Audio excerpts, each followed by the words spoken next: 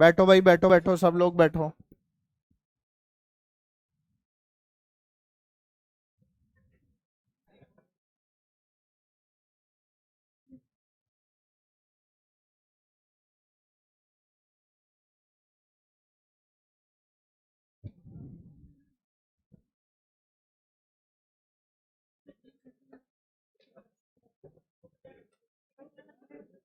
हाँ,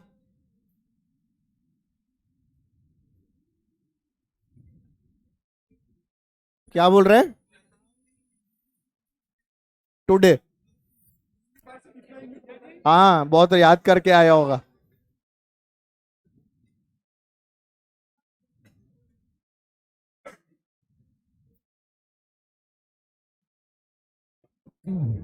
क्या पढ़ रहे थे लास्ट क्लास में? पावर शुरू हो गया था। अच्छा, क्वेश्चन भी करवाया था।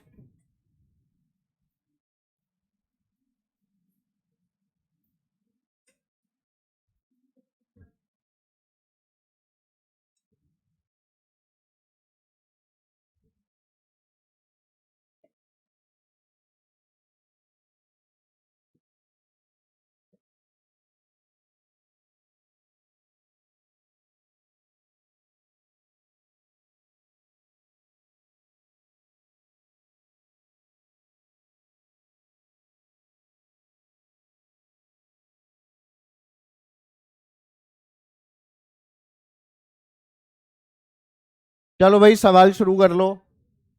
सारे बच्चे बिना बातें किए सवाल। आ जाओ। आपको बेटा मास क्या दे रखा है? एम। पानी वानी पी ले। किसको खांसी आ रही है? तेरे को ही आ रही है? पानी पी ले बेटा आराम से। वो दूं तेरे को योगी घंटी का? अच्छा रहेगा, उससे खा के देख।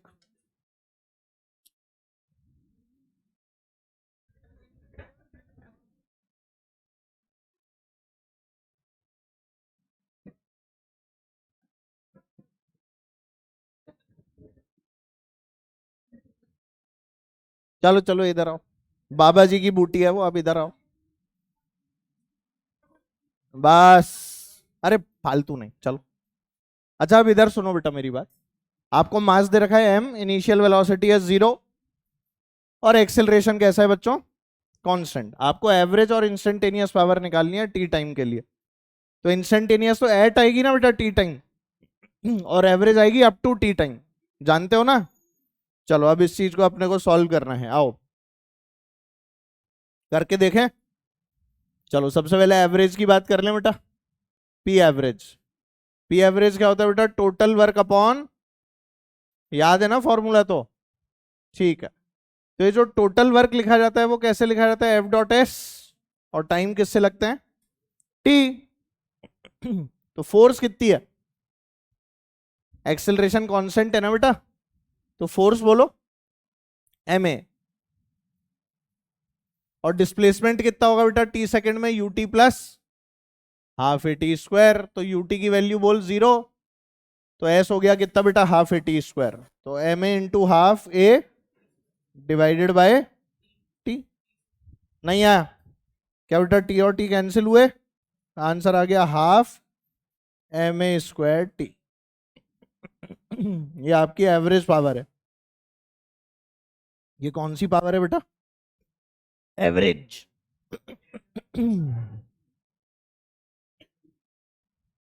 क्या हुआ? दिखाई नहीं दिया? बोलना कौन सा स्टेप नहीं आया। फोर्स क्या होती है? M A. और डिस्प्लेसमेंट कैसे लिखते हैं? वैल्यूज को पुट किया गया है और आंसर निकाला गया।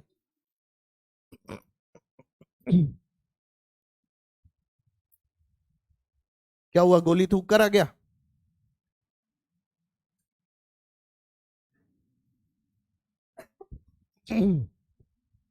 बस बस, फालतू में क्यों खांस रहे हो यार?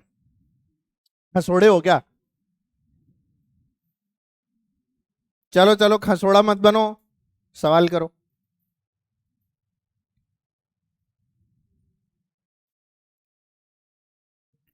ये पहले तो बुलाओ, ये आ गया समझ? सेकंड पार्ट में क्या बेटा? इंस्टेंटेनियस भी निकालनी है। किससे देते हैं? एफ डॉट वी से। एफ की वैल्यू बोलो एम ए। और बेटा इनिशियल वेलोसिटी 0 है, तो v की वैल्यू क्या हो जाएगी, u प्लस 80। तो u इज 0, तो v कितना आ गया बेटा 80 के बराबर। तो इस वैल्यू को यहां यूज कर ले, v की जगह क्या आ जाएगा 80। तो हमारे पास p इंस्टेंटेनियस क्या आ जाएगा बताइए, ma² t।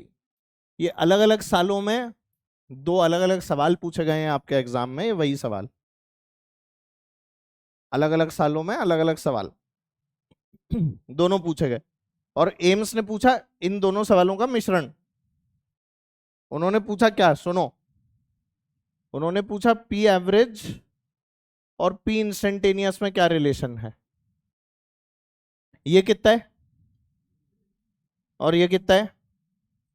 तो पी एवरेज की वैल्यू या पी इंस्टेंटेनियस की वैल्यू क्या बेटा दुगनी है पी एवरेज की, या ऐसा बोलो पी एवरेज जो है वो पी इंस्टेंटेनियस बाय 2 है। अरे बोल दो, ये बोला एम्स वालों ने, ये पूछा गया था डायरेक्ट। और ये अलग अलग पूछे गए थे किसमें, नीट में। इंस्टेंटेनियस पावर भी पूछी गई थी और एवरेज पावर भी पूछी गई थी। ठीक है, कल कहां गायब था तू, तबीयत खराब थी, आज ठीक हो गई है, सिटी मॉल में था या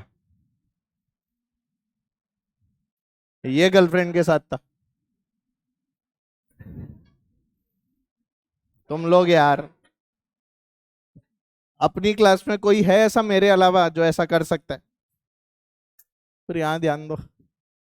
कल मैं, अरे कल मैं एग्जाम देने गया था ना, तो पेपर तो अच्छा हुआ, पेपर की दिक्कत नहीं,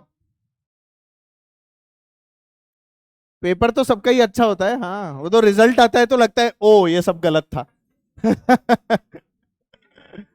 नहीं नहीं, पर मेरे को सब आता था पेपर के अंदर, तो इसलिए मेरा कुछ भी गलत नहीं है, ये मेरे को पता है। अरे मेरी शर्त लगी हुई है गोल्ड मेडल लाने की, मैडम के साथ में ही। हाँ दोनों नहीं दे रहे हैं ना, हाँ वो मेरे आगे बैठी हुई थी, मैं उनके पीछे था। मुझे जरूरत नहीं पड़ती चीटिंग की एग्जाम में, मैम को थोड़ी सी जरूरत पड़ी थी, तो मैंने उनके साथ में थोड़ा सा गेम कर दिया। एक क्वेश्चन में ऐसे वर्ड्स अंडरलाइन करके पूछते हैं ना, सब्जेक्ट वर्ब ऑब्जेक्ट वगैरह, तो उसमें पूछा था कि ये अंडरलाइन करके बताओ ये नाउन है, प्रोनाउन है, वर्ब है, एडजेक्टिव है। तो मैंने उसको पहले वर्ब लिख दिया, मैडम ने देख लिया वर्ब, उन्होंने भी वर्ब लिख लिया, फिर मैंने काट के नाउन कर दिया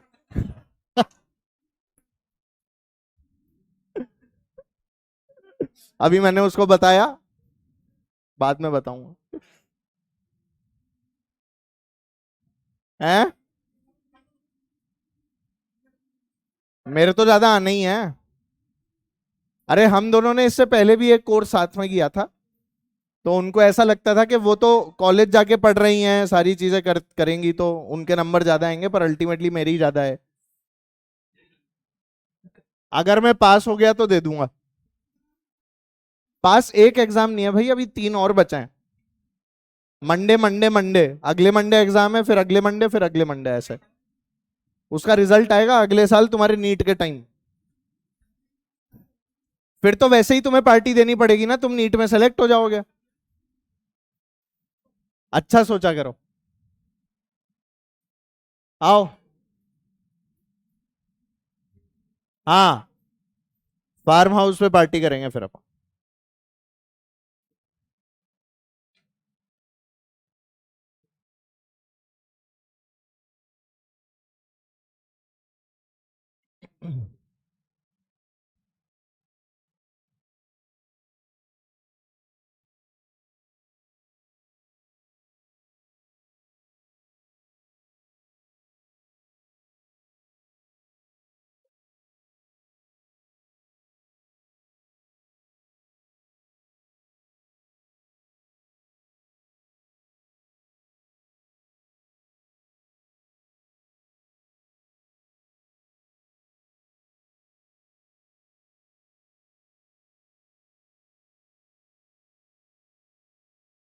अरे बनाओ ना इसको, बातें क्यों कर रहे हो भाई।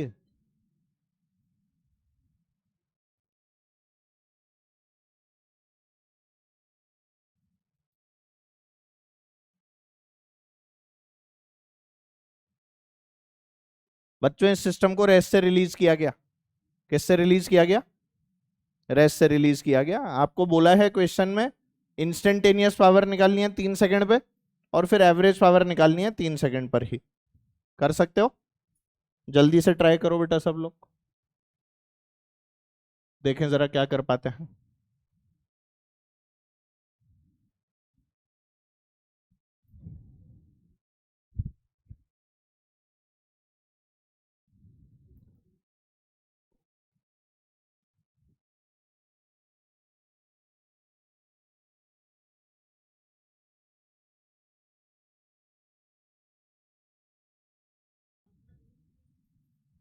फर्स्ट का क्या आया? 450, 750 और सेकंड का 1000। पहले का कितना? 330। और कोई आंसर ही नहीं आ रहा सर, टेंशन ही नहीं निकली हमारी तो। कितनी आई? अरे टेंशन तो निकाली होगी ना, 200/3। लोग सोच रहे हैं टेंशन क्यों निकालूं, उसका तो सीधे पावर निकालना है ना। टेंशन ही नहीं निकली इसकी एटवुड मशीन की। बेटा पढ़ना शुरू कर दो, संडे टेस्ट है। कब से शुरू कर रहे हो? अच्छा चलो ठीक है। ये नीचे एक्सिलरेट करेगा, ये ऊपर जाएगा। नीचे क्या लग रहा है? 100। और इसमें नीचे क्या लग रहा है? 50। याद है इसका एक्सिलरेशन कैसे निकालते थे? 100 माइनस 50/15। कितना हो गया ये? 50/15 कितना है बेटा एक्सिलरेशन? 10/3। सही है ना? एक्सिलरेशन आ गया। टेंशन तो वैसे भी पता है मेरे को, formula 2m1m2g upon m1 plus m2 याद है ना।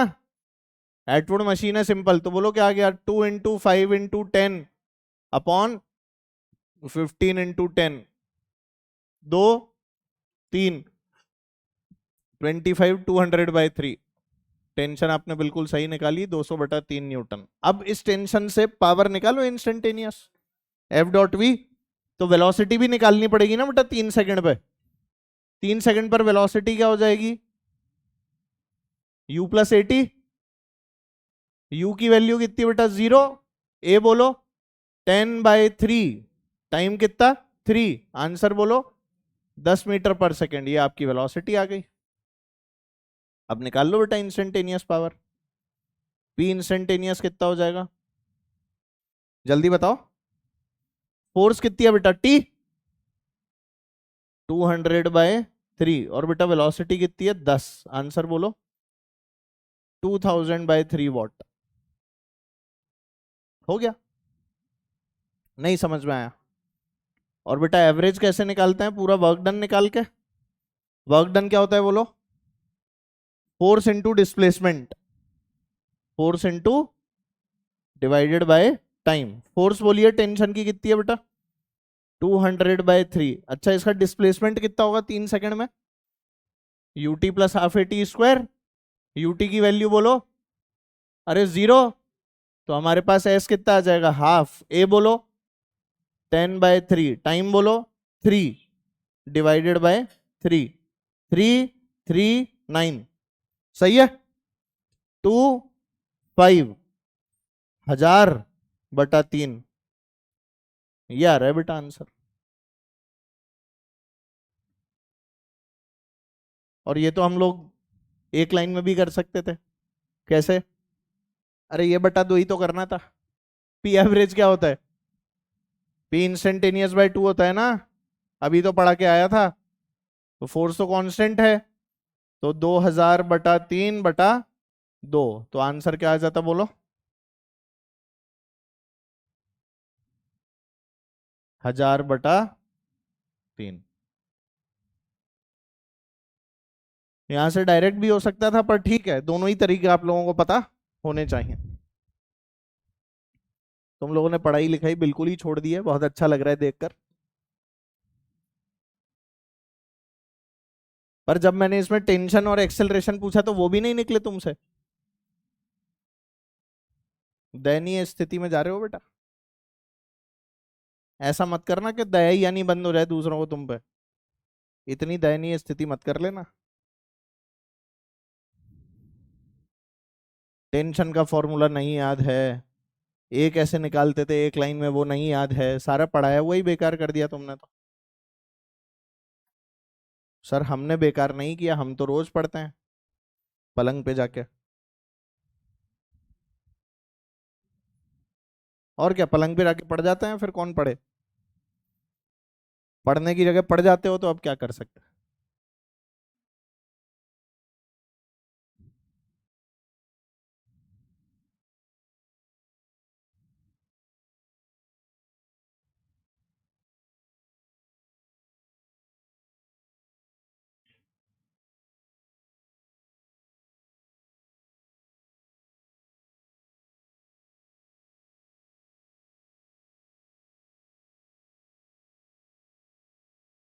हो गया? नहीं हुआ? हो गया ना? चलो आगे बढ़ते हैं। छाप रहे हो? चलिए।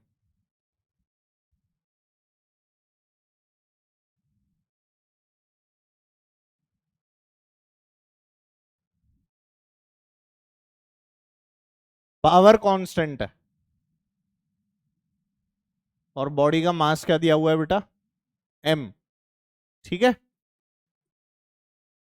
Find relation between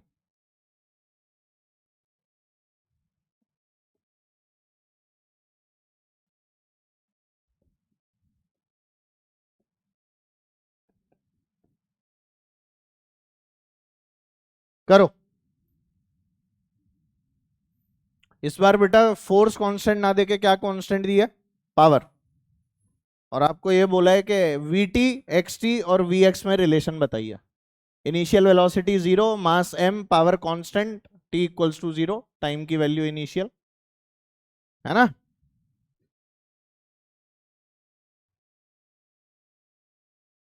we T X T V x.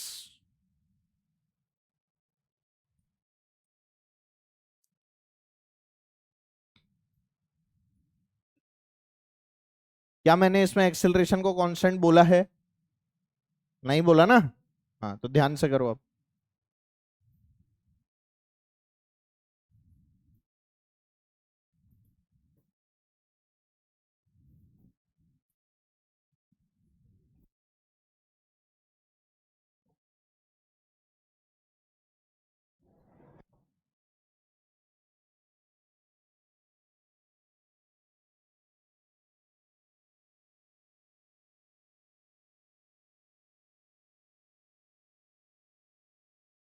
ये वाला क्यों नहीं किया?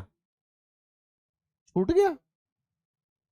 बना लेंगे किसको, मुझे या इसको?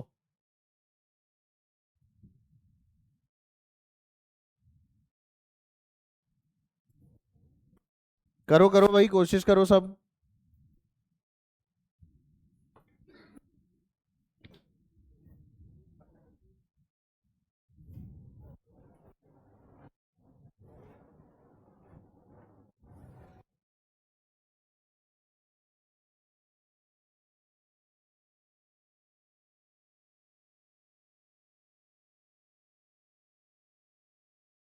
पढ़ाई मत कर बस तू, है? कर।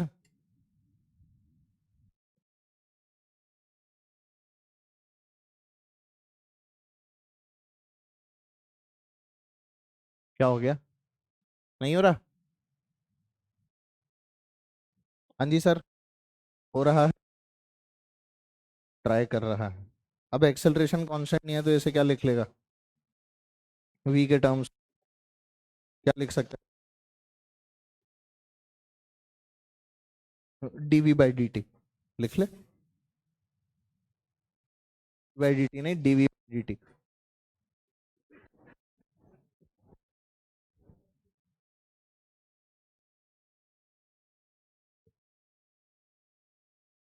सवाल में दिमाग लगा लो बेटा, इतना दिमाग ही तुम्हारे वहीं लगा रहता है, यही तो समस्या है। जो चीज अभी काम नहीं आ रही उसमें दिमाग लगा हुआ है। हाँ चलो अब मैं कराता हूं। भाई आपको पावर कांस्टेंट दिया ना, पावर की वैल्यू क्या होती है बताओ? F dot V. एफ की वैल्यू क्या होती है? M A. तो एफ पी की वैल्यू एम ए वी नहीं हो गई? बोलो ना यार। एक्सेलरेशन कांस्टेंट है क्या? नहीं है। तो इसको ऐसे लिख सकता हूं, P by M is equal to, acceleration को लिख दिया मैंने DV by D T into V. खत्म। नहीं आया तुम्हें समझ? सॉल्व कर ले। अब इसका dt इधर उछाल दे तो क्या हो जाएगा, p by M D T is equal to क्या बेटा, v dv। और जब ऐसे लिखा होता है तो किसका ख्याल आता है? Initial velocity zero, final velocity v, initial time zero, final time t। क्या बेटा p बाय एम कॉन्स्टेंट है? बोलो ना यार। p बाय एम अगर कांस्टेंट है तो p बाय एम बाहर आ जाएगा और इंटीग्रल dt क्या बन जाएगा, t। वी डीवी का क्या हो जाएगा, वी स्क्वायर बाय टू। तो हमारे पास यहां से वी स्क्वायर की वैल्यू क्या आएगी बता, two P by M into T, यही आएगा। ये जो अब आप लोग यहां पर लिखा हुआ देख रहे हो, इसके अंदर बताइए टू पी बाय एम, क्या ये सब कांस्टेंट है? अगर ये सब कुछ कांस्टेंट है तो यहां से वी स्क्वायर की प्रोपोर्शनलिटी किसके साथ आ गई? लो आ गया। वी और टी का रिलेशन चाहिए था ना, तुम्हें आया ही नहीं समझ। आ गया ना भाई? कौन सा पार्ट नहीं आया? अरे आ गया समझ में? आप इसको चाहो तो v proportional to root T बोल लो, और आप इसको चाहो तो v प्रोपोर्शनल टू टी की पावर हाफ बोल लो, एक ही बात है सब कुछ। जैसे भी लिखा रहेगा सबका एक ही मतलब है। देख लो भाई, हो गया, ये समझ में आ गया। अब दूसरे पार्ट में किस किस का निकालना है? एक्स और टी का कैसे निकालूं? अरे एक्स और टी का निकालने के लिए ध्यान दो, ये v प्रोपोर्शनल टू टी की पावर हाफ आया है ना, तो v को dx बाई डी टी लिख दे। v को क्या लिख दे? तो v को अगर मैं dx बाई डी टी लिख दूं तो क्या ये प्रोपोर्शनल टू टी की पावर वन बाय टू है? बोलो ना यार। क्या बेटा कांस्टेंट लगा सकता हूं प्रोपोर्शनलिटी हटा के? तो इसको ऐसे भी लिख सकता हूं क्या बेटा, कि dx by D T is equal to K times of T की पावर हाफ। चलेगा तुम्हें? क्या dt ऊपर उछाल दूं? तो हमारे पास आ गया dx इज इक्वल टू के टी की पावर हाफ dt। और जब ऐसे लिखा होता है तो किसका ख्याल आता है? मुझे भी आ गया, मैं तो सामने भी देखता रहता हूं और इधर भी लगाता रहता हूं। बोलो भाई, इनिशियल पोजीशन जीरो से x, इनिशियल टाइम जीरो से t। सॉल्व करो, यहां क्या आएगा, x, k तो कांस्टेंट है ना बेटा, और इंटीग्रेट करेगा तो क्या आ जाएगा, t की power one by two plus one upon one by two plus one, ऐसे ही करते हैं ना। चलो अब यहां अगर आप लोग बहुत ध्यान से देखेंगे तो k और ये नीचे वाला थ्री बाय टू किसी काम का है क्या? वो तो कांस्टेंट है, तो जो कांस्टेंट है उससे कोई मतलब। क्या यहां से x की प्रोपोर्शनलिटी आ गई t की पावर थ्री बाय टू के साथ, हो गया। तुम्हें चमका ही नहीं? बाकी सब तो कांस्टेंट है ना, ये पूरा पार्ट क्या है बेटा, कांस्टेंट। तो अगर ये सारा का सारा कांस्टेंट है तो बचा क्या, x प्रोपोर्शनल टू t की पावर थ्री बाय टू। क्या इसको ऐसे भी लिखा जा सकता है, X square proportional to T cube? एक ही बात है क्या? बोलो ना। पक्का आता है तुम्हें ऐसे लिखना? दोनों तरफ स्क्वायर कर दिया मैंने, या फिर ऐसा बोलो कि इसका वन बाय टू जो है इधर ट्रांसफर कर दिया तो स्क्वायर हो गया। पता है ये वाली चीज? बहुत पता है।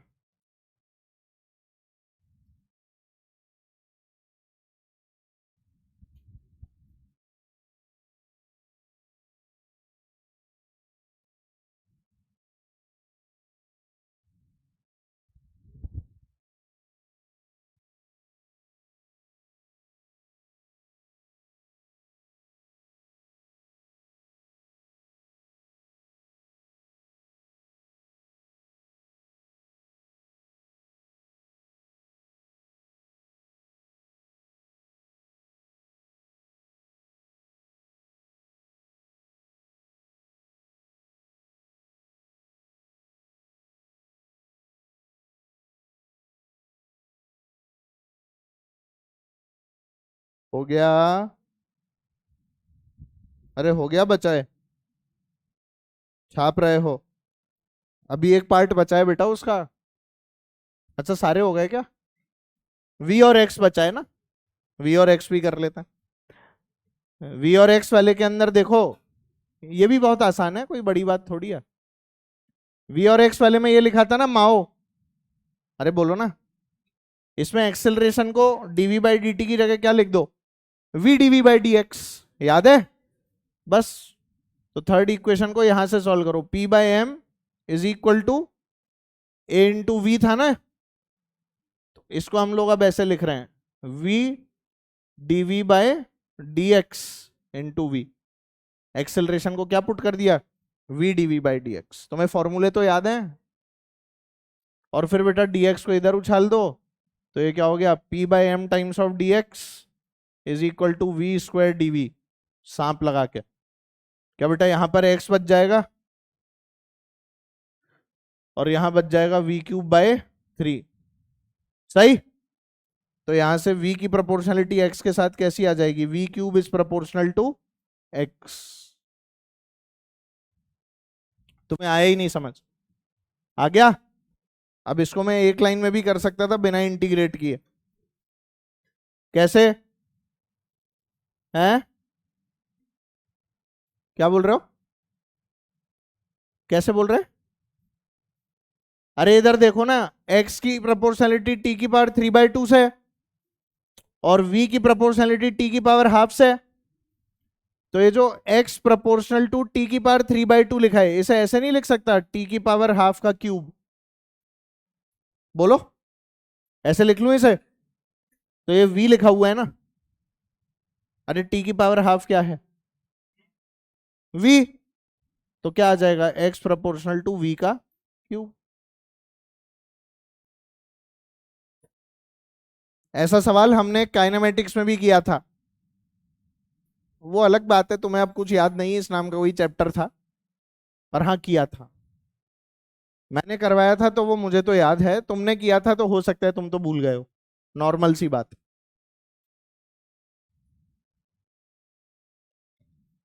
भाई साहब थोड़ा सा पढ़ना चालू कर दो, थोड़ा तो पढ़ो बेटा, कम से कम ऐसा नहीं लगना चाहिए ना एक साल कोचिंग करने के बाद में कि हमने पढ़ाई भी नहीं की थी, जब सिलेक्शन नहीं होगा तो ये तो लगे ना कि हमने तो पढ़ाई की थी, बोलो। हाँ हमारा नहीं हुआ उसमें अब हमारा दोष नहीं है, पर हम पढ़ते तो थे, कम से कम ये लगना तो चाहिए ना खुद को, नहीं तो बाद में खुद को कोसते रहोगे कि मेरा सिलेक्शन नहीं हुआ क्योंकि मैं पढ़ता नहीं था। पढ़ लोगे थोड़ा सा तो खुद को थोड़ा सा कम कोसोगे, और क्या, तो थोड़ा तो पढ़ लो। सिलेक्शन होना नहीं होना तो अलग बात है, पर जो अभी स्थितियां दिख रही हैं उसके हिसाब से तो कुछ नहीं होना बेटा, मैं तो लिख कर दे सकता हूं ये वाली बात, क्योंकि मैंने वो बच्चे भी देखे हैं जिनका होता है, और वो भी देखे हैं जिनका नहीं होता है, पर कई ऐसे बच्चे भी देखे हैं जो पहले ऐसे दिख रहे होते हैं जिनका नहीं होता है, और बाद में वो प्रूव करके दिखा देते हैं कि हमारा भी हो सकता है। तो अब ये तो आप पर डिपेंड करेगा कि आप कौन से वाले हैं, ऐसे तो आप नहीं है जिनका हो सकता है, ये मैं तुम्हें बता दूं अभी, मान के चलना बेटा ये वाली बात। And I can give you in writing कि अगर तुम इसी तरह से उल्टी मेहनत करते रहे तो नहीं होगा सिलेक्शन। मेरी बातें बुरी लग रही होंगी पर यही सच्चाई है, आज ही मान लो, कल तक का इंतजार मत करना, और क्या पता आज मान के कोई पढ़ने लग जाए, है ना? मेरी बातें इस समय बहुत चुभ रही होंगी, ऐसे कैसे बोल रहा है, डॉक्टर बन के दिखाऊंगा, तो दिखा दे, अगर लग रही है इतनी मेरी बात बुरी तो दिखा दे बन के, मैं भी तो देखूं कैसे बनता है फिर, मैं तो देखना चाहता हूं तुम्हें बनते हुए, दिखाओ मेरे को बन के। पर पढ़ने के अलावा सब करना है, पढ़ाई मत करो, थोड़ा तो मतलब अपनी इज्जत कर लो, मेरी नहीं कर रहे और किसी की नहीं कर रहे तो आंख नहीं मिला पाओगे उस आदमी से जो कांच के सामने खड़ा रहता है तुम्हारे, और वो तुम ही होते हो। वो अलग बात है कि तुम बहुत कॉन्फिडेंटली झूठ बोल लेते हो, बहुत कॉन्फिडेंटली सारी चीजें कर लेते हो, कि हमें कोई डर थोड़ी लगता है सर, खुद से भी, खुद की आंखों में आंखें डाल के भी झूठ बोल लेते हैं हम, तो खुद से झूठ बोल रहे हो क्या? How can you lie to yourself? दूसरे से झूठ बोलना तो बहुत इजी है, खुद से कैसे कर रहे हो? मतलब ये टैलेंट कहाँ से ला रहे हो? कोई कोर्स करके आ रहे हो क्या इस चीज का, या इमोशंस ही खत्म हो गए हैं तुम्हारे अंदर? हैं? मतलब एक सिंपल एटवुड मशीन बना के दी, उस एटवुड मशीन में टेंशन नहीं निकल रहा, एक्सेलरेशन नहीं निकल रहा। मतलब ये पराकाष्ठा है तुम लोगों की निर्लजता की। इस लेवल के निर्लज हो चुके हो ना कि तुम्हें कोई फर्क नहीं पड़ रहा, क्योंकि तुम्हें पता है कि मैं तो करा ही दूंगा यहाँ पे। मेरे यहां पढ़ाने से कुछ नहीं मिलेगा तुम्हें। मेरे यहां पढ़ाने से फायदा तब है जब तुम लोग खुद मेहनत करो घर पे जाके, और क्लास में कंसंट्रेशन करो थोड़ा सा पढ़ाई में। जब मस्ती करनी होती है मैं करवा देता हूं ना तुमको। क्लास में अपन कोई ऐसे पढ़ते हैं क्या? हैं, ये देख ले पढ़ ले, ऐसे पढ़ते हैं क्या अपन लोग? हंसते खेलते ही तो पढ़ते हैं यार। तो फिर दिक्कत कहां पर है? पढ़ाई नहीं करनी बस तुमको।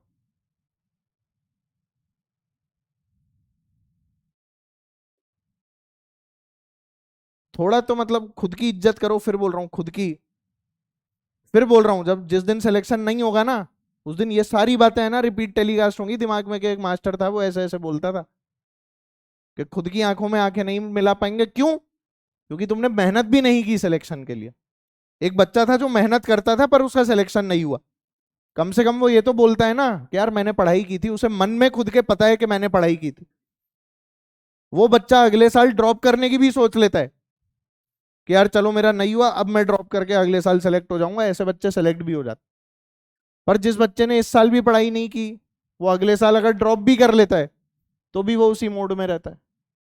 फिर वो जागता है 3 4 5 ड्रॉप करने के बाद में कि अब तो हो गया, मेरे साथ वाले डॉक्टर ही बन गए, अब तो बचा ही क्या जीवन में। तब फिर उसको याद आता है कि अब थोड़ा सा पढ़ लेना चाहिए। तो ये आपके ऊपर है, आप 5 साल गवा के पढ़ाई करना चाहते हो, हमारे बराबर के होके डॉक्टर बनना चाहते हो, आपकी पर्सनल चॉइस है। मैं तो ऐसे ही पढ़ा रहा हूँ, ऐसे ही पढ़ाता रहूंगा। पर तुम्हें तो अपना करियर बनाना है ना अभी, या बन चुका है? क्या बिजनेस फैमिली से हो गया सब लोग? बहुत पैसे हैं तुम्हारे घरों पे, बहुत पैसा, अथाह पैसा, कि कुछ नहीं भी करोगे तो भी जमीनें बेच के काम चलता रहेगा। हो भी सकते हैं कुछ लोग ऐसे हो, पर तो भी क्या मतलब, ऊपर वाले ने या माँ बाप ने जो दिया है क्या उसी के मजे लेने हैं क्या? खुद से कुछ नहीं करना? अरे कुछ तो बोलो। कुछ करना चाहते हो, यस और नो? अपना नाम करना चाहते हो या दूसरे के नाम से ही कुछ जानना चाहते हो अपने आप को? भाई ये मान लो किसी के पिताजी का नाम रामलाल है तो ये रामलाल का बेटा है, ऐसे ही जानना जानना चाहते हो क्या खुद को? या ऐसे कि भाई जो तुम्हारा नाम है उससे तुम्हारे पिताजी को जाना जाए, कि भाई ये इसके पिताजी हैं, ये देखो डॉक्टर बन गया। यार तो तुम्हारे ऊपर है ना अब ये तो। खुद का नाम बड़ा करना है या वही परिवार का ही नाम खाते रहना है जिंदगी भर और एक दिन निमट जाना है?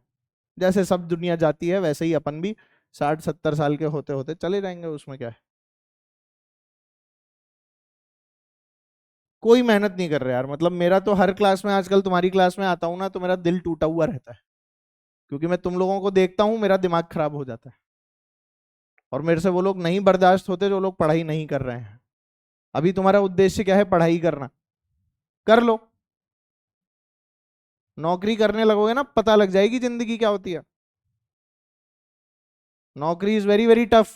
अभी तो तुम्हें क्या है, आ गए किसी दिन नहीं आए, आज ऑनलाइन देख लिया, आज तबीयत खराब हो गई। मैंने छुट्टी ली तुम्हारी, मेरे को था ना अभी बुखार बीच में, खांस रहा था और पेट में दर्द हो रहा था, ये हो रहा था वो हो रहा था, दवाई लेके आ रहा था ना क्लास में। ये है नौकरी। बुखार के अंदर भी क्लासे लेने आ रहा हूँ, सुबह उठा नहीं जा रहा, आंखें चिपकी हुई हैं तो भी क्लास में था मैं। पर तुम लोगों को फर्क ही नहीं पड़ता उस चीज से। जरा सा सर दुख रहा है, सर पगला गए, सर दुख रहा है तो जरा सा क्लास से बीच में जा रहे हैं, ब्लैडर कंट्रोल नहीं होता 1 घंटे के लिए तुम लोगों से, फटा जाता है ब्लैडर तुम्हारा क्लास में बैठ के। 1.5 घंटे में 5 5 बार उठ के चले जाते हो। पानी की प्यास तुमसे कंट्रोल नहीं होती। कोई बोतल भरने जा रहा है, कोई 4 लोगों की बोतलें लेकर जा रहा है।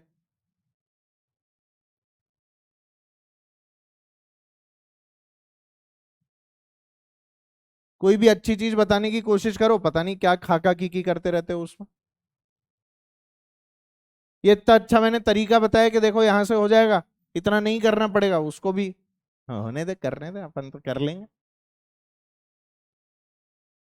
एप्रिसिएशन तो दूर की बात है, तुम क्लास में तो समझ लो चीजों को, बाद में तो पता ही नहीं क्या कर रहे होंगे तुम, सवाल कर रहे हो, जवाब कर रहे हो, क्या कर रहे हो, पढ़ भी रहे हो कि नहीं पढ़ रहे हो। टेस्ट आ रहे 6 तारीख को, और हालत ये है कि मतलब साला एनएलएम का एक सीधा सवाल पूछ लिया, वो सबसे बेसिक एटवुड मशीन का, उसके अंदर तो ऐसा एनाकोंडा बन के लौट रहे जमीन पर कि कैसी बातें पूछ ली, टेंशन कैसे आ गया, ये कैसे आ गया।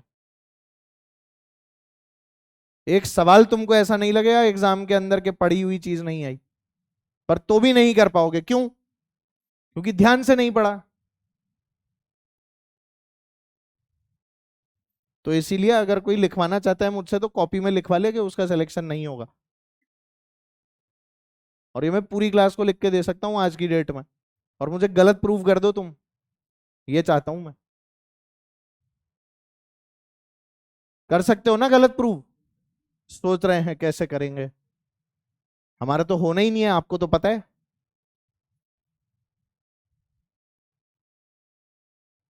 मैं वो बच्चे देखना चाहता हूं जो अभी मुझे लगता है सिलेक्शन नहीं होगा, पर आज से 1-2 महीने बाद में तुम्हारे चेहरे पे ज्ञान की चमक होगी, और मुझे लगेगा तुमको देख के कि ये बच्चे वो हैं जो मेहनत करके अब आगे आ गए और अब ये सेलेक्ट होकर दिखाएंगे।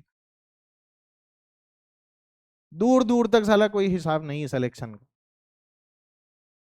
क्योंकि यार अगर इस लेवल के ऊपर तुम पढ़ाई करते रहे जो ऑब्वियस है नहीं कर रहे हो, तो खेल खत्म हो जाएगा। एक एक चैप्टर पढ़ते रहोगे, क्लास में सारी चीजें अच्छी लगेंगी, बढ़िया है, हम क्लास आते हैं, नोट्स बनाते हैं, घर जाते हैं, सो जाते हैं, खेल खत्म। कुछ नहीं होगा ऐसे, सिलेक्शन विलेक्शन भूल जाना। पढ़ाई चालू करो, कम से कम 5 से 6 घंटे आज जाना घर पे, अपना एक टाइम टेबल सेट करना कि 5 से 6 घंटे पढ़ना है, और पढ़ के दिखाओ, तब काम चलेगा, ऐसे काम नहीं चलता है।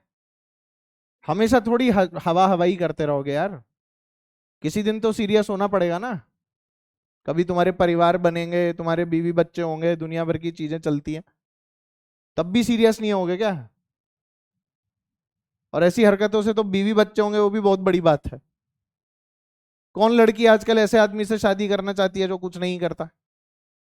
ये बता दो मेरे को।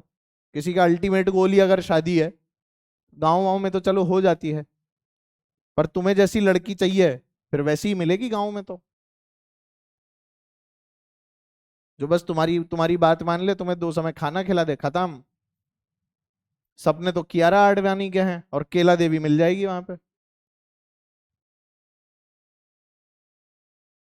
करते रहना फिर जो करना है, और वही अगर आज कुछ बन गए तो पता नहीं क्या क्या हो सकता है जीवन में, देखा भी नहीं है तुमने आगे। मैं तो बोलता ही हूं कि यहाँ पर देख के चीजों को खुश होने की जरूरत, दुनिया बहुत बड़ी है, इससे बहुत अच्छी अच्छी चीजें बाहर मौजूद हैं। अभी से अपने आप को किसी रिलेशनशिप में कमिट करने की जरूरत बिल्कुल नहीं है, ये वो टाइम ही नहीं है। क्योंकि मैं सही बता रहा हूं, आज जिसके साथ घूम रहे हो ना, उससे बहुत बेहतर तुम्हें कल दिख जाएगी जब कॉलेज जाओगे। पर वो कब? कॉलेज जाना पड़ेगा। ऐसे नहीं कि सड़क पे चलती हुई किसी को कुछ बोल दोगे और वो मान जाएगी, वो बस पिक्चरों में होता है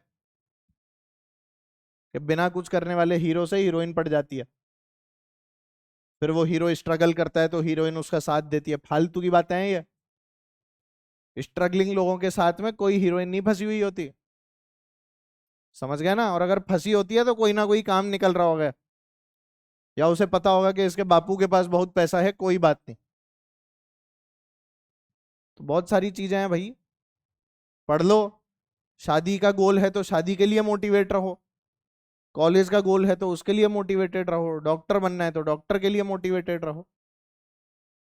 पर अभी तो हरकतें सारी कंपाउंडर वाली चल रही हैं, वो जरूर बन जाओगे ऐसी हरकतों से, पर अच्छे बनोगे ये मेरे को पक्का पता है, हाथ कांपेंगे बस इंजेक्शन लगाते हुए, क्योंकि उस समय याद आएंगे वो दिन जो तुमने बर्बाद किए थे। करना चाहते हो क्या बर्बाद? यही टाइम बचा है ना, अब कितना टाइम बचा है, क्या कौन सा महीना चालू हो गया? अगस्त, सितंबर, अक्टूबर, नवंबर, दिसंबर, जनवरी, फरवरी, मार्च, 8 महीने। और फिर अप्रैल, और फिर मई। मई में तो एग्जाम ही आ जाएगा, तो 9 महीने बचे हैं। जो उखाड़ना है 9 महीने में उखाड़ लो। और इस 9 महीने के बाद में तुम सोचो सिर्फ 3 घंटे का एग्जाम। 9 महीने की तैयारी और 3 घंटे का एग्जाम। तो वो 3 घंटे डिसाइड करेंगे। इसका ये मतलब नहीं है कि 3 घंटे पढ़ के खत्म। वो 3 घंटे की मेहनत पीछे से कितनी है। कोई 2 साल से ड्रॉप कर रहा है, कोई 3 साल से पढ़ रहा है, कोई 5 साल से पढ़ रहा है, तो भी सेलेक्ट नहीं हो पा रहे। अपना दिमाग थोड़ा सा स्ट्रेटन अप करो, अपनी डायरेक्शन को चूज करो कि हाँ भाई ये मेरी दिशा है, मेरे को पढ़ाई करनी है, मैं सेलेक्ट होकर दिखाऊंगा। अपने आप से ये प्रॉमिस करो, जिससे कल को उस आदमी को देखो तो अपने आप को ऐसा ना लगे कि मैंने मेहनत नहीं की। तुमने मेहनत की तो मजे की बात यह है कि सेलेक्ट भी हो जाओगे। और अगर मेहनत ही नहीं की तो फिर कोई दूर दूर तक सिलेक्शन जो है वो नहीं दिखने वाला। कितनी भी दूर देख लो नहीं दिखेगा। 5 साल 10 साल, हर साल फिर यही चलता रहेगा। तो इसीलिए बोलता हूं बेटा क्या कर लो, पढ़ लो थोड़ा सा। पढ़ाई शुरू कर दोगे आज से? हाथ जोड़ के बोलूं क्या? पढ़ लो बेटा, ऐसे भी बोल देता हूं। और तो इससे ज्यादा मैं कुछ नहीं कर सकता। तुम सोचो कि जमीन पे गिर जाऊं लोट लोट के बोलूं तुम्हें, तो मुझे क्या पड़ी है। पर हाँ रिक्वेस्ट तुमसे कर सकता हूँ कि प्लीज पढ़ लो, क्योंकि पढ़ोगे तो कुछ अच्छा हो जाओगे, नहीं पढ़ोगे तो कुछ अच्छा नहीं होगा। The harder you work the luckier you get. जितनी ज्यादा मेहनत करते हैं उतने ज्यादा किस्मत वाले बनते जाते हैं। लोग बोलते हैं ना उसकी तो किस्मत अच्छी थी, वही आ गया पेपर में जो वो सुबह पढ़ कर गया था। तुम भी पढ़ लेते, तुम्हें रोका था किसी ने? तुम पढ़े ही नहीं, वो पढ़ के चला गया तो आ गया, इसीलिए करके आ गया।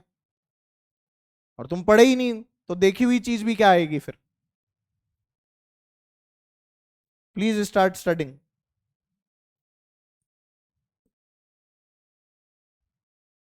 शुरू कर दोगे ना पढ़ाई अब?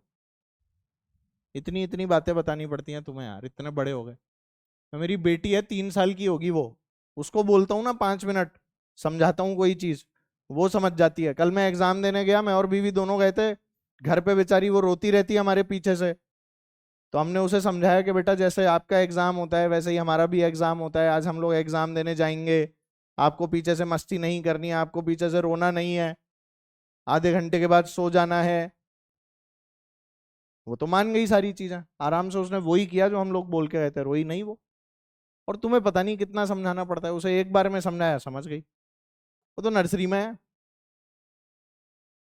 और तुम साले डीचड़े हो रहे इतने बड़े बड़े, और तो भी तुम्हारे को हर दिन एक थप्पड़ मारना पड़ता है तो भी समझ में नहीं आता। पता नहीं कैसे थप्पड़ मारे तुम्हें।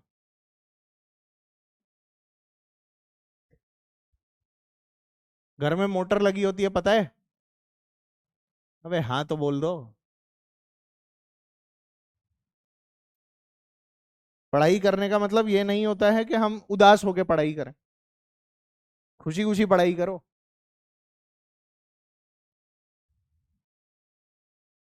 मोटर जानते हो मोटर क्या करती है? मोटर पानी फेंकती है, नीचे जो पानी भरा होता है टैंक में उसको ऊपर वाले टैंक पे पहुंचा देती है ना?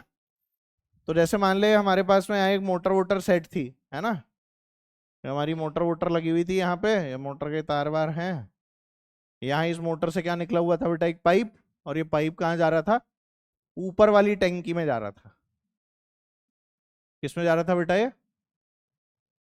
ऊपर वाली टंकी में। अब बस अब बोलोगे थोड़ी कुछ भी, अब सोच में पड़ गए, है ना? अब तो सोच में पड़ गए ना कि अच्छा इतना सच नहीं बोलना था।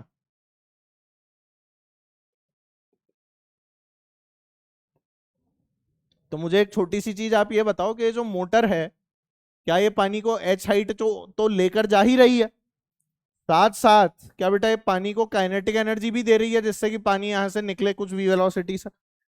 तो जो वर्क डन की अगर मैं बात करूंगा यहाँ पे, क्या करूंगा बेटा? वर्क डन की जो बात करूंगा मैं, जो मोटर कर रही है, क्या उसमें पोटेंशियल एनर्जी भी आएगी? और उसमें और क्या आएगी बेटा? काइनेटिक एनर्जी भी आएगी। पर मुझे यहाँ पे मोटर की पावर निकालनी है। क्या निकालनी है बेटा?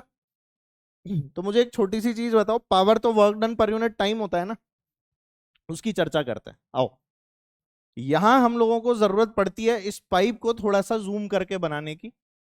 तो हम लोगों ने क्या किया, इस पाइप का एक छोटा सा क्रॉस सेक्शन लिया और उसको थोड़ा सा जूमिया लिया। ठीक है, पाइप जूमियाने पर हमने ये देखा कि चलो मान लो पाइप की लेंथ क्या है बेटा, एल, और इस वाले पोर्शन का क्रॉस सेक्शन एरिया क्या है, ए। चलेगा सबको? इसके अंदर क्या बह रहा है बेटा? पानी वानी बह रहा है विद अ वेलोसिटी v। ठीक है, और जो पानी है, जो भी लिक्विड था, पानी मत बोलो लिक्विड बोल लो, उसकी डेंसिटी दे रखी है रो। रो क्या है बेटा? इस लिक्विड की डेंसिटी है। अब मुझे एक छोटी सी बात बताओ आप लोग कि डेंसिटी मास अपॉन वॉल्यूम होती है। तो क्योंकि डेंसिटी होती है बेटा मास अपॉन वॉल्यूम, तो यहां से मास कितना आ जाएगा? Density into volume. अरे बोलो ना, ये तो पहले भी लिखा है अपन ने। मास कितना हो जाएगा? डेंसिटी इंटू, ये मास है जो पानी का इसमें से बहकर जा रहा होगा। ठीक है, अब ये जो आप लोगों ने मास लिखा है डेंसिटी इंटू वॉल्यूम की टर्म्स में, तो इसका वॉल्यूम बता सकते हो कितना है? ए और एल दोनों दे रखे हैं ना, तो ए इंटू एल नहीं हो जाएगा वॉल्यूम? भाई वॉल्यूम की यूनिट क्या होती है? Cubic metre. एरिया की यूनिट बोल, मीटर स्क्वायर, और ये लेंथ की मीटर, तो एरिया इंटू लेंथ करेगा तो मीटर क्यूब नहीं आ जाएगा? तो वॉल्यूम को लिखने का क्या तरीका है? Area into length. सही, ये चीज यहां पे पुट कर दूं तो हमारे पास में मास की वैल्यू क्या आ जाएगी बताओ? रो ए एल। अरे यार, ये v फॉर वॉल्यूम है, v फॉर वेलोसिटी है। ध्यान रखना, वेलोसिटी वाला v अलग है और ये अभी वॉल्यूम की कहानी चल रही है। तो मास आ गया रो ए एल, सबको दिखा? अब आप लोगों को जो ये रो ए एल लिखा हुआ है, तो ये है ना बेटा एल डिस्टेंस, यही तो है एल डिस्टेंस। मैं अगर आपसे बोलूं कि speed is equal to distance upon time होती है, तो आपको यहां पर असल में जो मास निकालना है वो मास फिक्स है या वेरिएबल है? भाई हम जब पावर लिखते हैं तो वर्क डन अपॉन टाइम लिखते हैं ना भाई।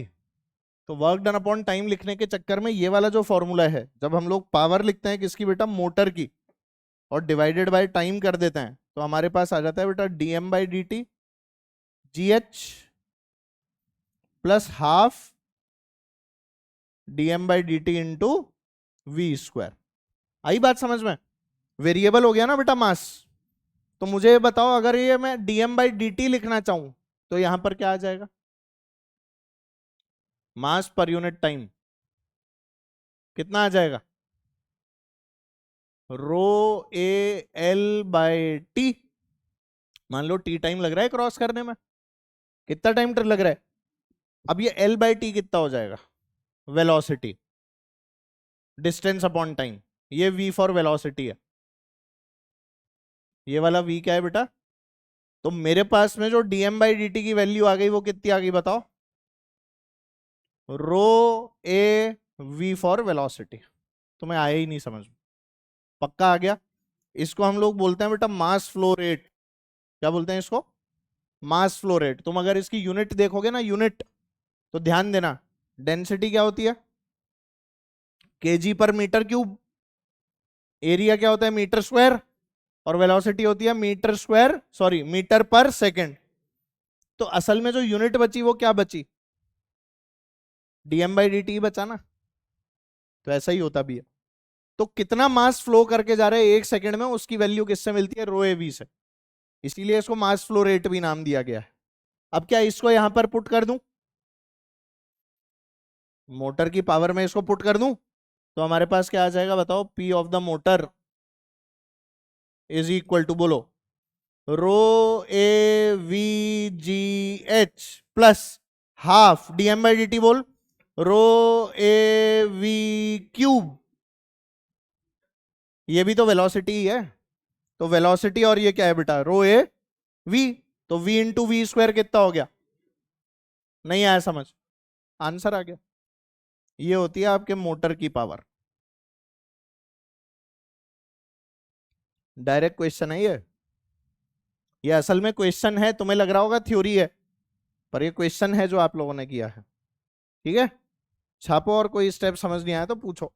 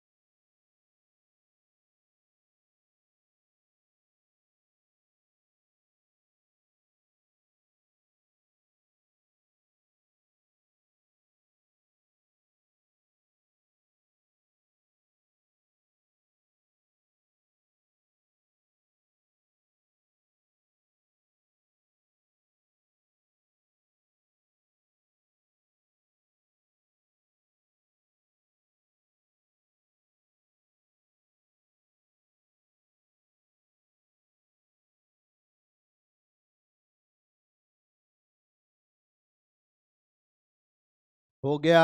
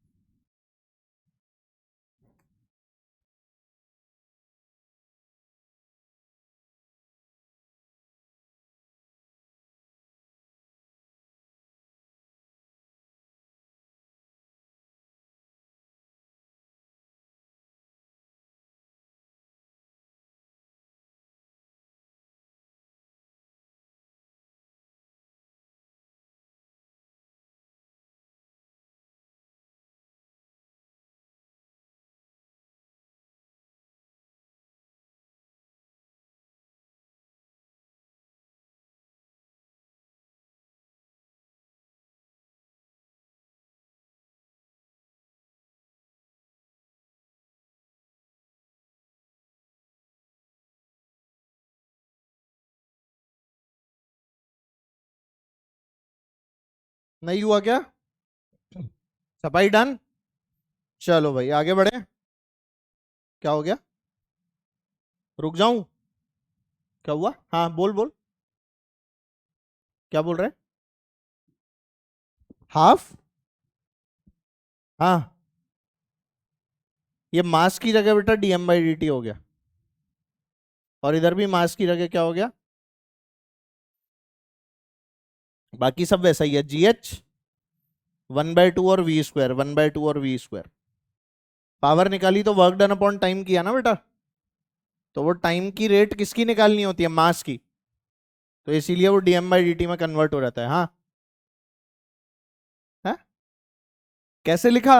अरे जैसे तुम लोगों को पता होगा ना, स्फीयर वगैरह के वॉल्यूम लिखते हैं, सिलेंडर का वॉल्यूम लिखते हैं, कैसे लिखते हैं सिलेंडर का volume? Pi R square H होता है ना। तो वो पाई आर स्क्वायर एच क्यों आता है? इसका एरिया होता है पाई आर स्क्वायर सर्कल का, और हाइट क्या होती है इसकी? एच। तो ये एरिया और ये लेंथ। तुमने ये सब पढ़ा हुआ है बचपन में? पढ़ा तो होगा पर ऐसे नहीं पढ़ा होगा। ऐसे कोई नहीं बताता, सीधे रटा देता है पाई आर स्क्वायर एच, है ना? वो यही गड़बड़ होती है। गणित अगर अच्छा पढ़ाने वाला टीचर मिल जाए ना बचपन में, तो बहुत बड़ी बात होती है। पर सारी दिक्कत यही है कि गणित पढ़ाने वाले टीचर ही गड़बड़ मिल जाते हैं। जो हमारा इंटरेस्ट जो जागना चाहिए ना मैथ्स में, उसे और खत्म कर देते हैं। क्या हुआ? है? हाँ क्या हुआ बोल। एक मिनट, वो कुछ बोल रहे हैं। हाँ शांत। हाँ, per unit time, per unit, PU का मतलब पर यूनिट है। मैथ्स में तो देखो ऐसा ही है, अगर कोई अच्छा टीचर मिल गया ना छोटी क्लास के अंदर, यानी 7th 8th क्लास के टाइम पे एक अच्छा टीचर आपको अगर मिल जाता है मैथ्स का, तो वो फिर आप लोगों का लाइफ जो है उसको अलग लेवल पे ले जाता है। मैथ्स के टीचर का बहुत इंपॉर्टेंट रोल होता है इसलिए। अब जैसे मेरे टीचर ने मेरे को ऐसे ही बताया था, पाई आर स्क्वायर ऐसे होता है, एच ऐसे होता है, तो मैं समझ गया कि एरिया और लेंथ को भी मल्टीप्लाई करके वॉल्यूम आता है। नहीं तो कैसे सिखाते हैं? सीधे रट ले volume 1/3 pi R square H cone का होता है, 4 पाई आर स्क्वायर स्फीयर का होता है। ये सब याद है ना? 4/3 पाई आर क्यूब, उसका एरिया होता है 4 पाई r²। तो इस तरह की चीजें जो है वो, कोई गिरा पड़ा, अच्छा जबरदस्ती चिल्ला रहा है। हाँ तो ये समझ में आ गया ना सबको। चलो भाई, देखो कुछ लोगों को इन सवालों में बहुत दिक्कत आती है। जैसे अपन को u दे दिया a/r²-b/r, ठीक है, आप लोगों ने देखे भी होंगे इस तरह के सवाल। तो ये अपन को u दे दिया और हम लोगों को ऐसा बोलते हैं कि a और b में रिलेशन निकालो या फिर r की वैल्यू निकालो जिस पर हमें स्टेबल इक्विलिब्रियम मिले। क्या बोलते हैं बेटा? फाइंड r फॉर कैसा इक्विलिब्रियम बेटा? Stable equilibrium. ये हम लोगों का सवाल है। तो अब ऐसे सवाल को कैसे सॉल्व किया जाए? सबसे पहले हम लोगों को यहां पर यह पता होना चाहिए कि फोर्स लिखना है -du/dr। ऐसा क्यों? मैं फोर्स क्यों लिखूं इसको देख के? क्योंकि इक्विलिब्रियम की बात कर रहे हैं ना, और इक्विलिब्रियम का मतलब मेरे लिए क्या होता है? F net 0। याद है ना ये? तो फोर्स और यू के बीच का क्या रिलेशन है? पोटेंशियल एनर्जी है ये यू का मतलब क्या है? ये इनिशियल वेलोसिटी नहीं है, क्या है ये? Potential energy. तो एफ और पोटेंशियल एनर्जी का रिलेशन याद है सबको? -du/dr। वो अप्लाई कर ले और उसको क्या कर दे? 0। तो निकालो चलो du/dr। तो एफ की वैल्यू हो गई -d/dr ऑफ, ये a/r² को ऐसे लिख लूं, a/r⁻² और -b/r⁻1। बोलो, अब इसको डिफरेंशिएट कर दे। माइनस ऑफ, ये क्या हो गया? -2a/r⁻3 minus minus plus b/r⁻²। आया तुम्हें समझ में क्या किया? पक्का? डिफरेंशिएट किया तो ये माइनस पावर बाहर, nx⁻n−1। तो -2 -1 क्या होगा? -3। इसमें n क्या है? -1। -1 इंटू नेगेटिव साइन तो +1, और -1 तो -2। तुम्हें आता है ये करना? डिफरेंशिएट हो गया। डिफरेंशिएट होने के बाद में क्या इक्वल टू 0 कर दूं इसे? तो हमारे पास आ गया 2a⁻3, बोलो, इज इक्वल टू b⁻2। इस वैल्यू को किसके बराबर किया? 0। क्या हो गया? सही है ना? यहां से कुछ कटपिट रहे क्या?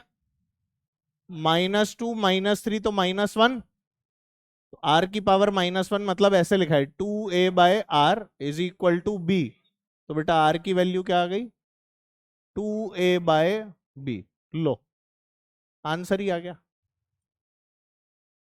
नहीं आया समझ? तो find r for stable equilibrium. r की वैल्यू निकाल ली जहां पर एफ नेट क्या था? 0। निकल गया। अब ये क्वेश्चन पूछा गया था नीट में, पुराना सवाल है नीट का, एज इट इज। ये उससे पहले तुम्हारे नोट्स के अंदर आ गया था। ये उससे पहले किस में आ गया था? नोट्स में। F इक्वल्स टू -du/dr ही तो निकालना है। खत्म। उसके बाद में नीट के अंदर पूछा गया। ये जब पूछा गया था तब तो मैं नीट पढ़ाता भी नहीं था। हाँ तब मैं मतलब जेई वाले बच्चों को ही पढ़ाता था बस। फिर 2015 के अंदर से फिर मैंने नीट वाले बच्चों को भी पढ़ाना शुरू किया। क्या हुआ? हाँ, फिर 2019 तक मैंने जेई नीट दोनों को पढ़ाया। फिर मैंने सोचा कि अब नीट ही नीट पढ़ाएंगे। मतलब मैंने क्या सोचा, कंडीशन सी ऐसी बनी कि मेरे को नीट के अंदर ही शिफ्ट होना पड़ा पूरा। ऐसा हुआ। अरे ये कुछ आया समझ में? Are you sure? ठीक है। इस प्रकार से आज आपका वर्क पर एनर्जी होता है स्वाहा। आशा करता हूं कि आपको पहले से ज्यादा कुछ आया होगा, पिछले साल जो पढ़ा था उससे ज्यादा समझ में आया होगा, और अब आपसे सवाल भी थोड़े बहुत बन रहे होंगे। बन रहे हैं या मुझे बना रहे हो? बन रहे हैं सवाल? कोशिश करना कि और बनाओ, ठीक है। हाँ, निकालो डीपीपी। कौन सी दे रखी थी, सर्कुलर वाली, निकाल लो। क्या, बैक स्लाइड लो। अगली क्लास से हम लोग स्टार्ट करेंगे सेंटर ऑफ मास। बहुत ही आसान सा, बहुत ही प्यारा सा चैप्टर।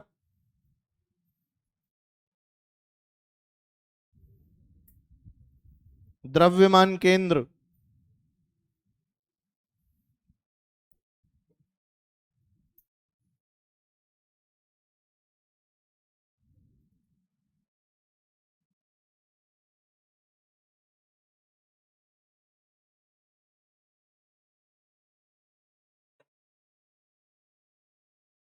तेरे को पता है कौन सा पूछना है, ला। बाकी लोगों की डीपीपी कहाँ है, निकालो भाई। अरे जो चीज कागज में मिलती है ना उसको लेकर आया करो, फोन में क्या देखते रहते हो। नहीं है तो फोन में देख लो। चलो एनीवेज, डीपीपी 4 पे आ गए थे बेटा या 3 पे। डीपीपी नंबर 3, पहला सवाल। सेकंड, थर्ड, सेकंड बताना है। Radius of a circular path is doubled, frequency of rotation is kept constant. Frequency constant है बेटा, अरे बातें नहीं। v equals to R omega होती है, और ओमेगा की वैल्यू क्या होती है, 2πf। और रेडियस ऑफ द पाथ कितना कर दिया गया, 2r। अब कर लो क्वेश्चन, कितना आसान है। आपको फोर्स निकालना है ना, m omega square r। Frequency तो सेम है, तो रिलेशन सिर्फ किसका बचेगा, r का। डबल हो जाएगी मेरे हिसाब से, समझ गया ना बेटा। थर्ड, थर्ड भी बताना है। Speed and radius both are tripled, then new centripetal force will be. पहले एफ सी लिख लो बेटा, M V square by R. और फिर एफ सी को क्या लिख लो बेटा, M times of V square. Triple कर रहे हैं ना, रेडियस भी ट्रिपल कर रहे हैं, तो यहां पे 3v का स्क्वायर डिवाइडेड बाय 3r। तो ये कितना आ गया, 9mv स्क्वायर अपॉन 3r। तो ये कितना आ गया, ट्रिपल ऑफ प्रीवियस वैल्यू। ये नहीं हुआ था, क्या कर रहे हो यार। चलो question number 4, 5, 5, 6। particle of mass m is executing uniform circular motion on a path of radius r। अगर मोमेंटम p है तो radial force on the particle, radial force मतलब वही सेंट्रीपिटल फोर्स एफसी। एफसी क्या होती है, M V square by R. तो इस एम वी स्क्वायर को पी में कन्वर्ट नहीं कर सकता, मास से मल्टीप्लाई डिवाइड कर दे, क्या बन जाएगा ये, P square upon M R. है क्या इसमें, फोर्थ ऑप्शन। तो बहुत आसान था।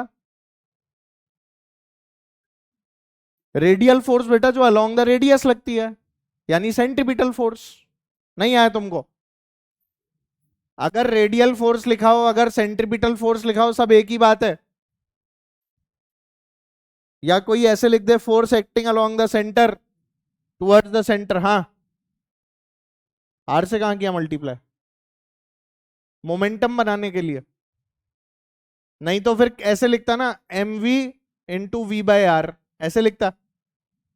फिर क्या लिखता है इसको, पीवी बाय आर लिखता।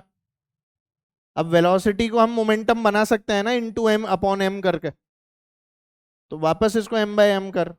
रिलेशन तो यहां से खोजना है ना, 4 ऑप्शंस में से। अभी मान ले ऑप्शन के अंदर पीवी बाय आर होता तो मैं ये बना देता, पर ऑप्शन में ही नहीं था ना बेटा ऐसा वाला, है क्या, इसलिए। 7, 8, 8। Point on the periphery of a rotating disk has its acceleration vector making an angle 30° with velocity vector. Then radius, magnitude, ratio of magnitude of centripetal to tangential. अबे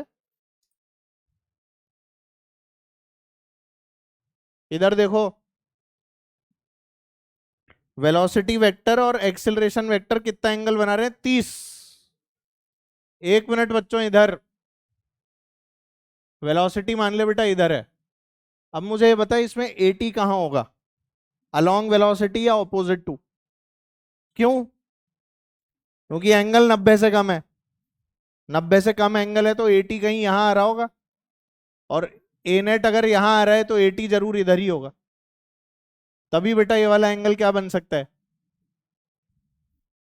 समझ गए? अब 1030 की वैल्यू कितनी है? AC/80। आपको किस किस का रेशो लेना है? सेंट्रिप यही निकालना है, 1/√3। 1030, अच्छा आंसर ही 1030 है। लो 1/√3 भी नहीं पूछा, 1030 इज द राइट आंसर। आ गया समझ में? तो आ गया ना सवाल? चलो भाई, 8 stone of mass 16 kg attach with a string 144 metre long, whirled in a horizontal smooth surface. बेटा ऐसे घुमा रहे हैं, वर्टिकल सर्कल नहीं है ये।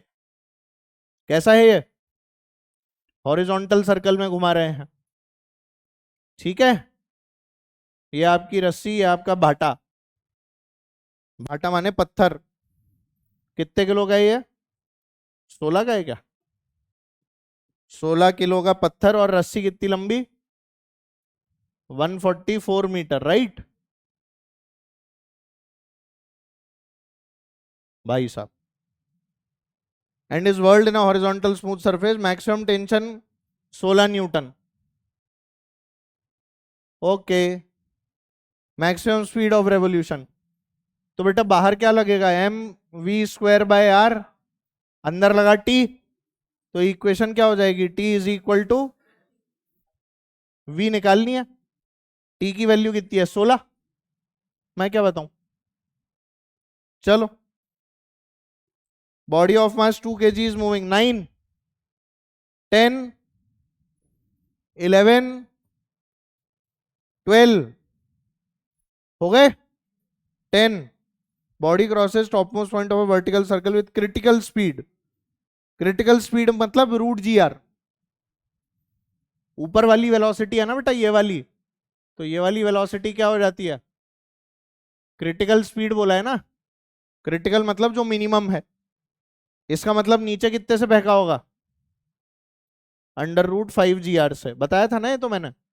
अब क्या बोल रहे हैं ये, क्या पूछना चाह रहे हैं?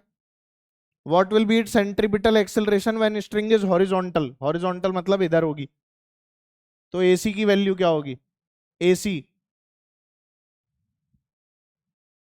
टेंशन याद है यहाँ क्या आती थी? यहां बता, 6 mg क्रिटिकल कंडीशन में, याद है ना? यहां क्या आती थी? 3 mg। जमूरो, हॉरिजॉन्टल में 3 mg आती थी ना, तो ये 3 mg को किसके बराबर कर देगा? MAC के बराबर। मास से डिवाइड कर दे, तो AC कितना आ गया? 3g। नहीं आया? 11 12 14 है ही नहीं। DPP क्रमांक 4, 1 2 3 4 5। 4 अभी मत कर रहे हैं ना, 4 एंगुलर मोमेंटम का सवाल है, अभी छोड़ दे। तूने गोला मार रखा है ना इस पे, तो 4 जो है वो रोटेशनल के बाद में बताएंगे, है ना भाई? 5 देख लें। 5, particle P is in equilibrium inside a hemispherical bowl at a height 0.2 from the bottom when the bowl is rotated at an angular speed of, ये क्या हो गया? ओमेगा मैक्स ओमेगा मिनिमम निकाले थे, और उससे भी तो टेन थीटा लिखवाया था मैंने, सेम ही तो आया था, वो याद आ रहा है तुम्हें? टेन थीटा बराबर v²/rg, तो इसमें भी वही तो लगाना है, बिना फ्रिक्शन वाला। अरे बिना फ्रिक्शन वाला फॉर्मूला क्या था? अरे टेन थीटा की वैल्यू क्या निकाली थी तुमने, बताओ? v²/rg, सिंपल वाला। अब v को r ओमेगा पुट कर दो, तो r² ओमेगा² अपॉन, तो क्या आ जाएगा बताओ? r ओमेगा² अपॉन g आएगा ना बेटा? तो यहां से ओमेगा निकाल लिया ना तेरे को। ओमेगा कितना हो जाएगा, under root G ten theta upon R. G कितना हो गया बेटा, 10 दिया है क्या, हाँ। टेन थीटा निकाल लोगे, ये 0.4 है, 0.3 है, देखो तो सही बेटा। ये वाला पॉइंट कितना दिया हुआ है, ये दे रखा है 0.3, और ये कितना दे रखा है 0.4। तो ये एंगल क्या आ जाएगा, 37 या 53, 37 या 53। अगर ये थीटा है तो टेन थीटा क्या लिखूंगा, 0.4 अपॉन 0.3, तो बेटा 53 आएगा ना। तो यहां क्या पुट करेगा, 1053, या सीधे ही पुट कर देना 0.4 अपॉन 0.3, 4/3, और आर कितना है 0.5। सॉल्व नहीं कर सकता है, 40 अपॉन 1.5, बोलो, है ना। कितना आ रहा है बेटा ये, अंडर रूट ऑफ 5 से काट दें, आ रहा है क्या, ये तो कोई भी ऑप्शन नहीं आ रहा बे। 400 को 20 निकाल लूं बाहर, 20/√15, बोलो।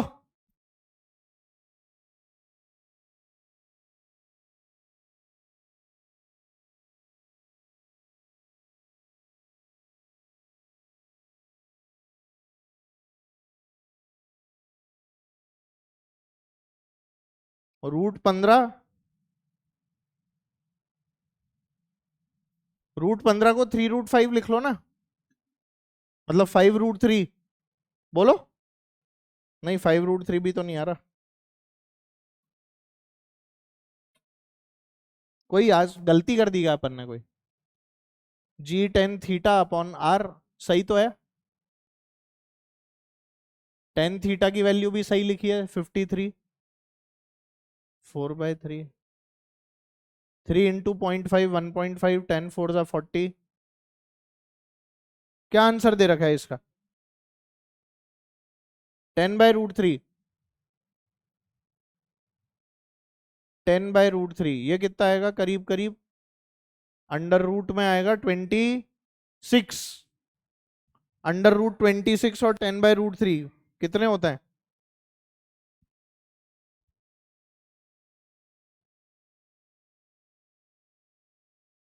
हैं 80/3,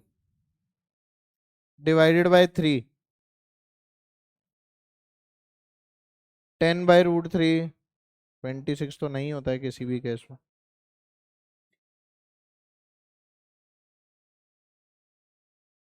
हाँ वही आ रहा है आंसर अपना, 10/√3 करीब करीब 5.7 होता है। और ऐसे ही अपन ये अंडर रूट 27 आएगा ना ये, तो √27 जो है उसकी वैल्यू जो आती है वो भी वही आती है बेटा, अंडर रूट 27 वही आ रहा है, तो 10/√3 आ रहा है। चलो 6, 7, 8, 9, 9 बताना है। Particle is given an initial speed u inside a smooth spherical shell of radius r, that it is just able to complete the circle. Acceleration जब इसकी velocity vertical हो जाएगी, velocity vertical का मतलब क्या है, यहां यहां होगी velocity vertical, तब इसका एक्सेलरेशन क्या होगा, जी होगा नीचे, बोलो।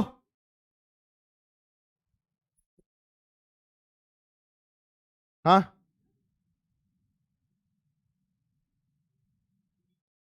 तो ये भी ले रहा होगा वो v²/r, और इन दोनों का नेट निकाल रहा होगा,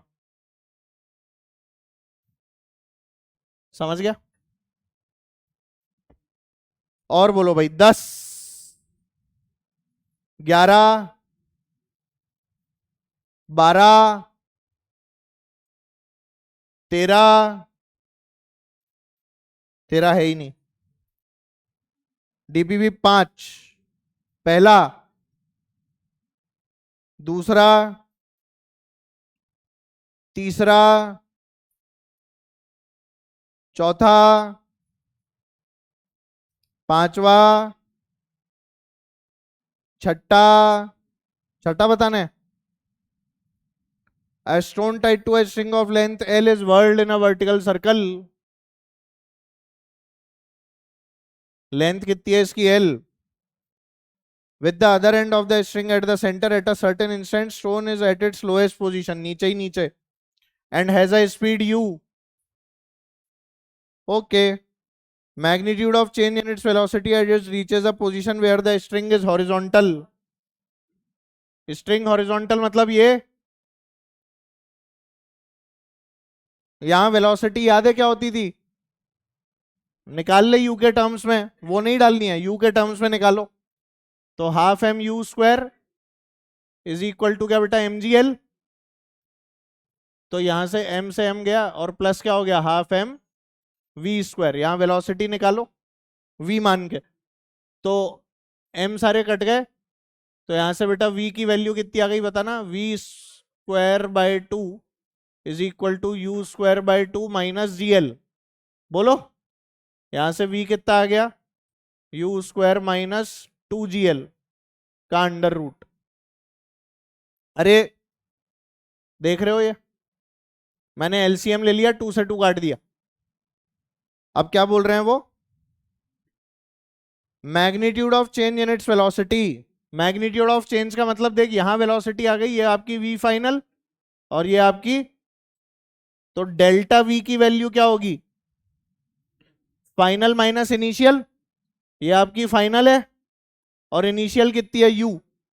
दोनों घटाओ, आई कैप जे कैप में लिखोगे और फिर under root of A square plus B square, क्योंकि आपको मैग्नीट्यूड निकालना है। इसकी वैल्यू क्या आएगी? Under root U square minus 2gl J cap minus कितना बेटा? u I cap. अब क्या लिखना है इसका? Magnitude of change in velocity बोला है ना बेटा, अंडर रूट, इसका स्क्वायर कर और इसका बोलो u स्क्वायर, तो 2u square minus 2gl। Check कर लो, आ रहे? हो गया? और बताओ भाई, कौन सा? अच्छा 6 के बाद में 7। हाँ भाई 7।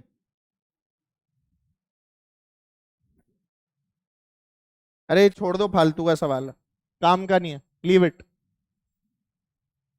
8, 9, बातें बंद, 9, 10, 10 हो गया, 11 हो गया, 10, body tied to a string of length L is revolved in a vertical circle with minimum velocity। Minimum velocity तो यहां कितने से आएगा बेटा? Root GL. अरे बोलो, और यहां हम लोगों ने रस्सी तोड़ दी, तो ऐसे जाके गिरा तो प्रोजेक्टाइल करेगा ना। ये रेंज आर निकालनी है,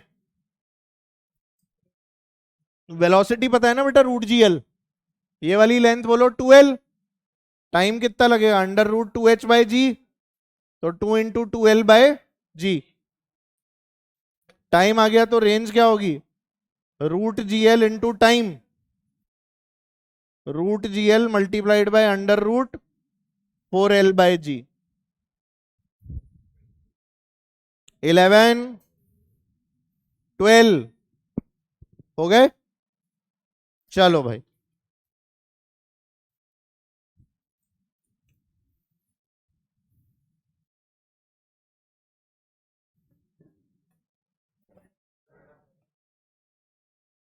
अगली क्लास में वर्क पर एनर्जी डीपीपी नंबर 1 और 2 मैं अपलोड करवा दूंगा, वो वाली आज हो जाएगी, आज अपलोड हो जाएगी। आज नहीं हुई तो कल हो जाएगी तो परसों कर लेना। हाँ हाँ, अभी उस वही फोन आ रहा था मेरे पास में। And we will start with centre of mass. ठीक है, चलो बाय बोलो सब लोग।